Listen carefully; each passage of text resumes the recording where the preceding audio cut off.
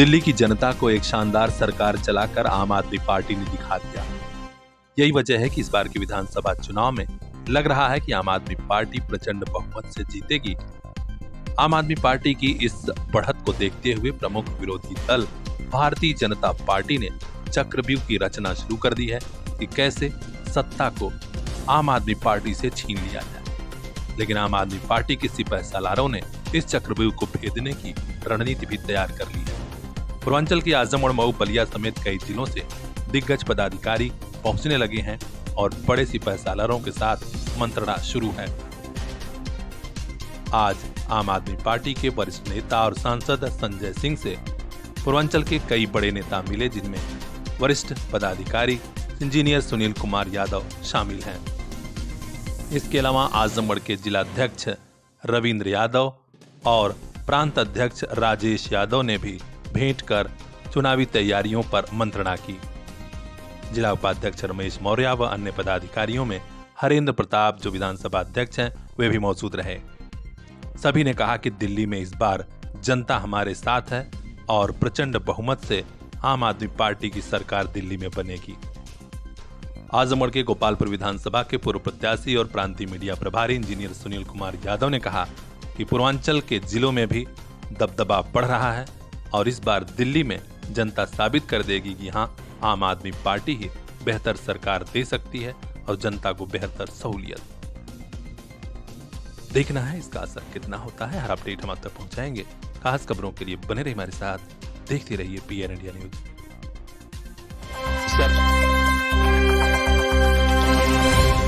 देश के पूर्व प्रधानमंत्री और जाने माने अर्थशास्त्री डॉक्टर मनमोहन सिंह के निधन पर पूरे देश में शोक का माहौल है।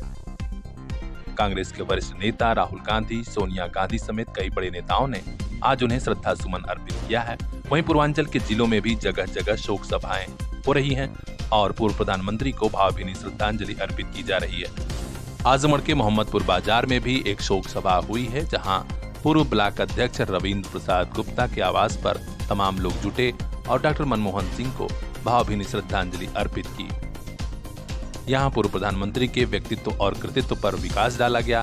सभी ने कहा कि देश जब आर्थिक मंदी के दौर से गुजर रहा था, तब मनमोहन सिंह ने देश की बाह पकड़ी और उसे आगे ले गए। प्रधानमंत्री के रूप में भी उनके कार्यकाल की सराहना की गई। इस मौके पर रविंद्र गुप्ता, प्रभाकर, देवराज यादव, ब्लॉक उपाध्यक्ष अखिलेश त्रिपाठी, ओम प्रकाश सरोज, जिला सचिव जुल्मधारी, प्रधान इकबाल अहमद उर्फ चुन्नू प्रधान समेत तमाम लोगों ने उनके चित्र पर श्रद्धांजलि अर्पित की और कहा कि मनमोहन सिंह हमेशा याद किए जाएंगे। खास खबरों के लिए बने रहिए हमारे साथ। ब्यूरो चीफ अजय कुमार की खास रिपोर्ट, पीआर इंडिया न्यूज।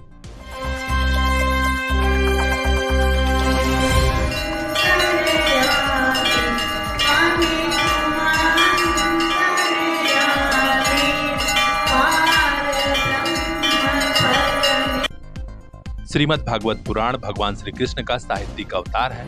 इसमें दिए गए संदेशों को अगर मनुष्य जीवन में उतार ले तो उसे लोक और परलोक दोनों में सद्गति मिलती है। ये बातें कही प्रसिद्ध साध्वी उर्मिला ने, जो आजमगढ़ शहर के गुरुघाट स्थित श्री राम जानकी मंदिर में चल रहे श्रीमद् भागवत पाठ में श्रद्धालुओं को संदेश दे रही थी। भावपूर्ण प्रवचन के दौरान उन्होंने कहा कि सचमुच श्रीमद् भागवत पुराण भगवान श्री कृष्ण का साहित्यिक अवतार है। उन्होंने कहा कि श्रीमद् भागवत कथा स्वयं की प्रकृति एवं परम वास्तविकता के बारे में सिखाती है। इस कथा को सुनने से आध्यात्मिक विकास होता है और भगवान के प्रति भक्ति गहरी होती है। कथा के अंत में आरती हुई, प्रसाद का वितरण हुआ, जिसमें बड़ी संख्या में श्रद्धालुजन शामिल हुए। इस मौके पर मौजूद पंडित सुभाष चंद्र तिवारी कुंदन ने कहा कि यह शहर के लोगों का सौभाग्य है कि श्रीमद् भागवत कथा यही हमारे पास समीप हो रही है। बड़ी तादाद में इसमें लोग पहुंचे भी, हमें इसकी खुशी है। यहाँ पर महंत संजय कुमार पांडे, हरिश्चंद्र वर्मा, शुभम पांडे, गौतम सोनकर, अभय पांडे, दिवाकर मिश्रा, श्याम पांडे समेत तमाम लोगों ने सहयोग भी किया। खास खबरों के लिए बने रहिए हमारे साथ, देखते रहिए PR India news. Bureau chief Saloni Vishwakarma की खास रिपोर्ट।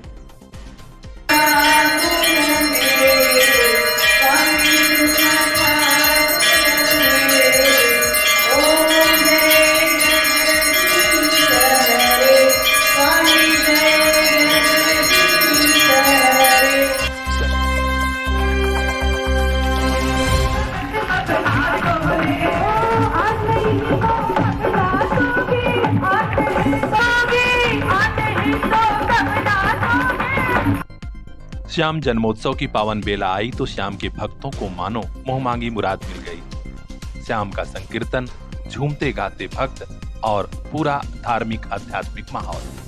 जी हां, आजमगढ़ के महाराजगंज पुराना डाकघर परिसर में श्याम जन्मोत्सव का कार्यक्रम आयोजित हुआ तो दूर दराज के श्याम भक्त भी पहुंच आए।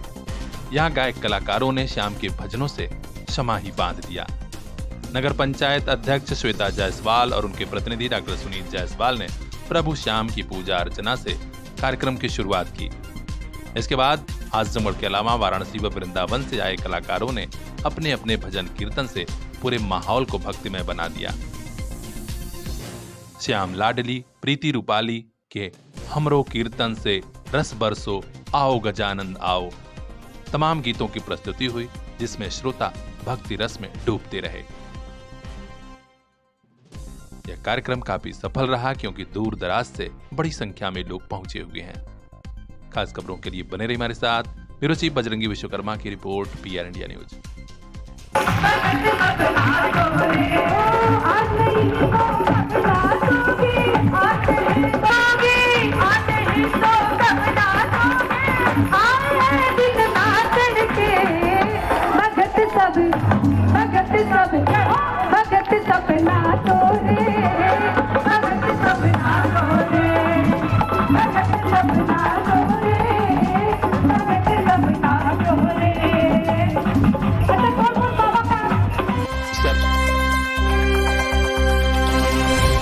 चौहान जी, जीवली की आशा हूँ, ठेकवा PSC पे कार्यरत हूँ। हमारा 12 महीने से भुगतान रुका हुआ है। प्रधानमंत्री मोदी से लेकर मुख्यमंत्री योगी आदित्यनाथ का निर्देश है कि जनता को ग्रामीण इलाकों में बेहतर स्वास्थ्य सेवा मिले और इसमें भ्रष्टाचार न हो। सरकार और शासन की यही बात मानना एक आशा बहू के लिए भारी पड़ गया। विभाग के अफसरों को रिश्वत नहीं मिली तो उन्होंने आशा बहू का मानदेय 1 साल से रोक कर रखा है। गांव वाले चीख चीख कर कह रहे हैं कि आशा बहू के साथ नाइंसाफी हो रही है, फिर भी न तो CMO साहब ध्यान दे रहे हैं और न ही ब्लॉक के अन्य अधिकारी। ये मामला है आजमगढ़ के ठेकमा ब्लॉक का, जहां ग्राम पंचायत जीवली में आशा बहू विद्या चौहान का मानदेय रोका गया है। इस बारे में ग्रामीणों के साथ जब मीडिया कर्मियों की बात हुई तो कच्चा चिट्ठा खुलकर सामने आने लगा।